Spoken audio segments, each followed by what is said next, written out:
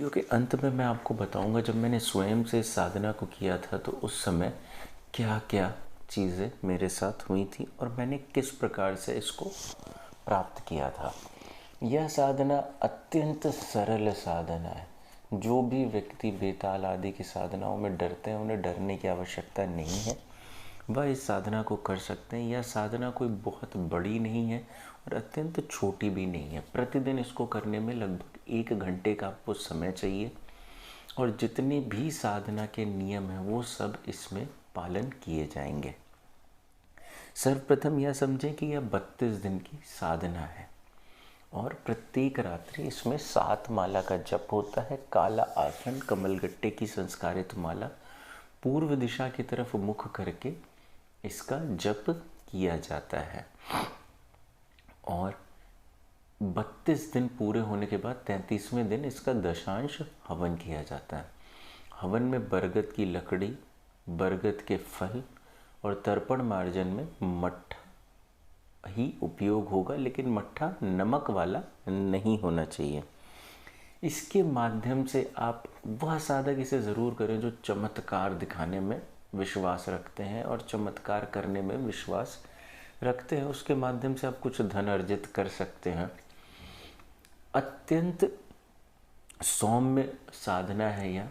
जब तक आप इसमें अधिकाधिक इस साधना में अधिक प्रश्न करने से, साधना की गुप्तता कोई भी साधना भंग करने से वह साधना कभी पूरी नहीं हो सकती है। इसीलिए मैंने वीडियो की शुरुआत में ही कहा है कि इस प्रकार के प्रश्न ना सोचें, ना करें।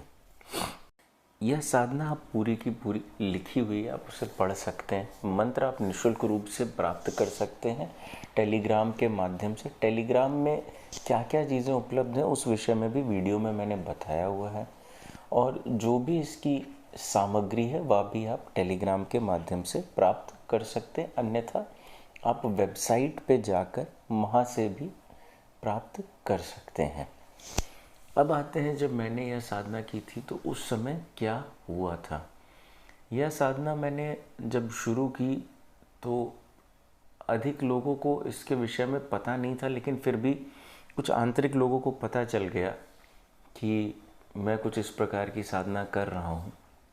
तो उसमें मैंने इस चीज़ को दबाने के लिए मैंने अपने जो आंतरिक जिस व्यक्ति को पता चला था, मैंने उसको कुछ इस प्रकार से घुमाया कि मेरी माला टूट गई है, मेरी साधना खंडित हो चुकी है, तो जिससे उसके मन से निकल जाए कि मैं या कोई भी साधना इस वक्त कर रहा हूँ। साधना करते करते मैं बहुत ही कम शब्दों में आपको इसका अनुभव बताने का प्रयत्न कर रहा हूँ कि इसमें मेरे साथ हुआ क्या था। कुछ लगभग 18वां या 19वां दिन था जिस समय पे इसने संपर्क करना शुरू कर दिया था और इसके साथ मेरी ठीक ठीक बात होने लगी थी और संपर्क का माध्यम इसने प्रत्यक्षता नहीं रखा था उस समय तक। प्रत्यक्ष हवन के बाद ही होना था इसे। तो बहुत लंबे समय तक हम संपर्क में नहीं रह पाए, क्योंकि जिस दिन मेरा हवन था, जिस साधक द्वारा मुझे बरगद के फल तो मिल गए थे, लेकिन बरगद की सूखी हुई लकड़ी कहीं पे भी प्राप्त नहीं हो रही थी। तो मैंने एक साधक को बोला हुआ था कि आप कटवा के रखवा दीजिएगा। तो उन्होंने कहा कि ठीक है सर जी, वो हो जाएगा। अब उन्होंने अंतिम दिन में वो लकड़ी कटवाई और जहाँ पे हवन स्थल था वहाँ पे रखवा दी, जिसके कारण से वो लकड़ी ठीक तरीके से सूखी हुई नहीं थी, जिस कारण मेरा हवन नहीं हो पाया। और क्योंकि यह साधना एक ही बार की जा सकती है, इस वजह से मेरी सफल साधना भी असफल हो गई। काफ़ी समय तक इसका मेरा साथ रहा। हवन पूरा ना होने के बावजूद उसने अनेक जगह पे मेरी मदद की, सब कुछ किया, लेकिन क्योंकि त्रुटि थी मैंने कई बार इसका हवन कोशिश किया। अब यह कहना संभव नहीं कर पा रहा हूँ मैं कि क्यों ऐसा हुआ, लेकिन जितनी बार मैंने इसका हवन करने की कोशिश की, मैं उतनी बार कुछ ना कुछ इतनी बड़ी समस्या उत्पन्न होती थी कि हवन हो नहीं पाया पूरा।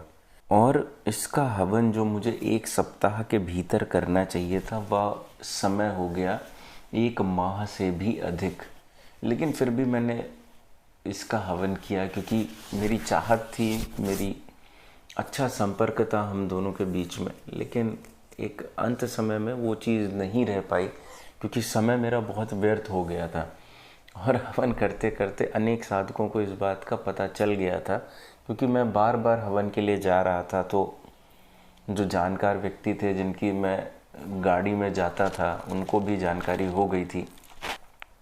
इस कारण से भी कह सकते हैं साधना मेरी असफल हो गई। सफल होने के बावजूद इसने कुछ चीज़ें मुझे प्रदान की थी, लेकिन अब बताने योग्य नहीं है, क्योंकि व्यक्ति फिर उसी बारे में सोच के उसी तरफ आगे बढ़ेगा।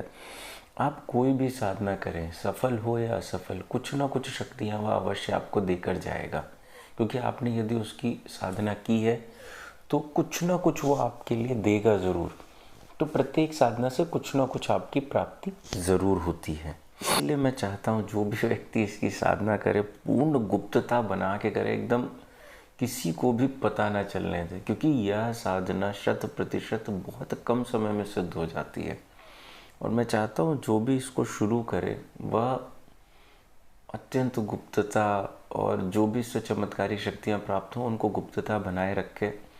और जो भी साधक प्रत्यक्ष करें, सिद्ध करें, मुझे भी ना बताएं कि सर जी हुई नहीं हुई।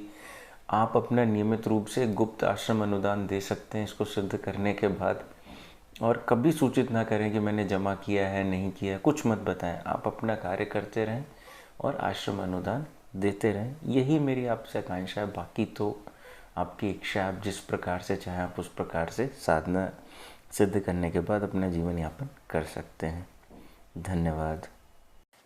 इसका जो एक चमत्कारी उपयोग था मैं उसके विषय में बता देता हूँ, या किसी भी वस्तु के विषय में बता देता। यदि आप सफल हों या असफल हों उससे इसका मतलब नहीं है, लेकिन यदि आप किसी भी वस्तु के विषय में जानना चाहें कि कहाँ है कहाँ नहीं है, जब तक इसकी शक्ति का साथ रहता है वो आपको वस्तु विशेष के विषय में हमेशा बता देगा, कोई भी सामान कहाँ है इस समय।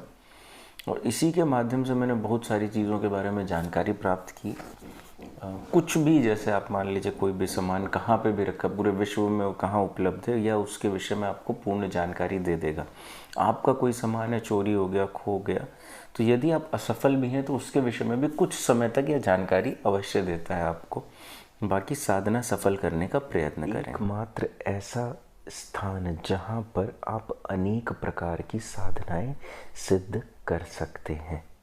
इस जगह के माध्यम से आज तक अनेक साधकों ने साधना में सफलता प्राप्त की है, और इसी के विषय में मैं आज आपको बताने जा रहा हूँ। प्रत्येक माह की तरह इस माह भी यह ग्रुप बनेगा जिसमें अति विलक्षण जानकारी इस माह के पेड ग्रुप में होली पर की जाने वाली अति तीव्र एवं अति शक्तिशाली साधनाएं सम्मिलित होंगी, जिसके माध्यम से आप कम से कम समय में अधिक से अधिक प्राप्ति कर सकें और किसी भी प्रकार का षटकर्म भी कर सकेंगे।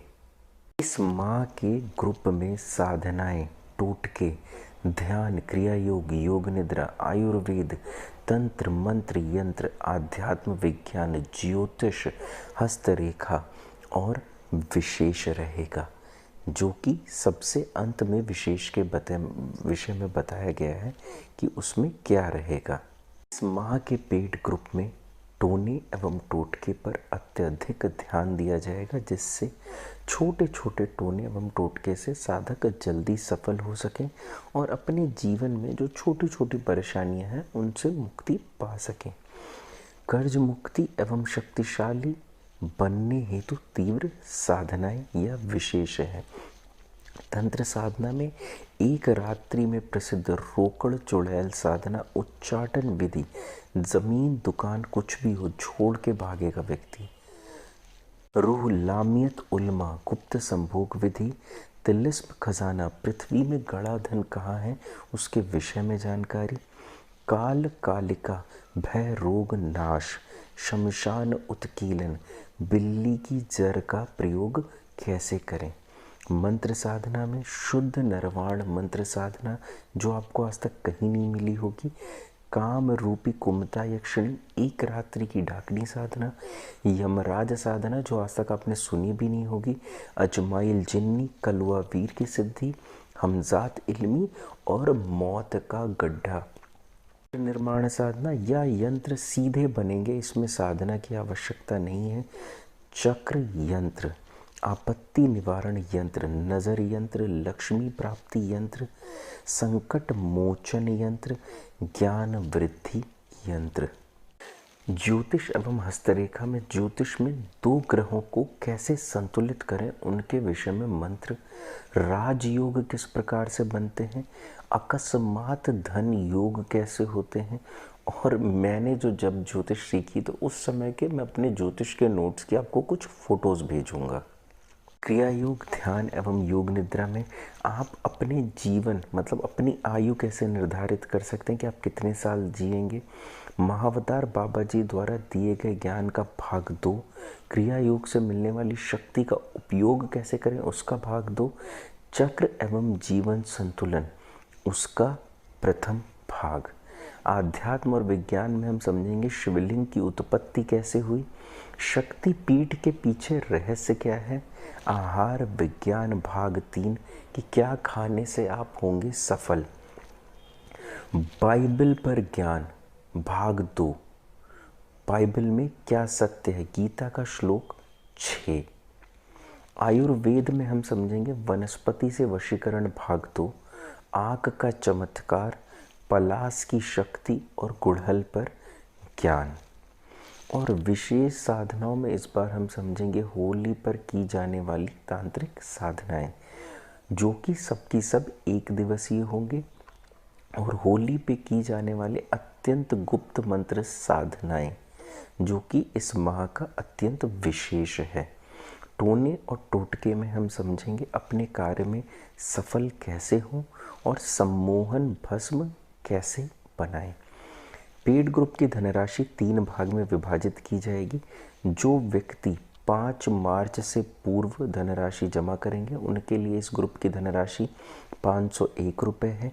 6 मार्च से लेके यदि आप 10 मार्च तक धनराशि जमा करते हैं तो आपको 640 रुपये की राशि जमा करनी होगी, और 11 मार्च के बाद आपको 730 रुपये की धनराशि जमा करनी होगी, और आप आश्रम अनुदान इसमें सम्मिलित करके दे सकते हैं। यह ग्रुप 29 फरवरी की रात्रि बनाया जाएगा।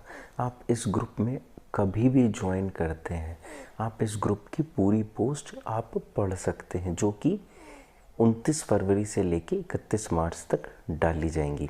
आप पुराने भी किसी भी माह के ग्रुप में 730 रुपये का शुल्क जमा करके ज्वाइन हो सकते हैं। पेड ग्रुप की सुविधा पिछले 1 साल से चल रही है। इस माह के पेड ग्रुप की राशि पूर्व में सूचित की गई है।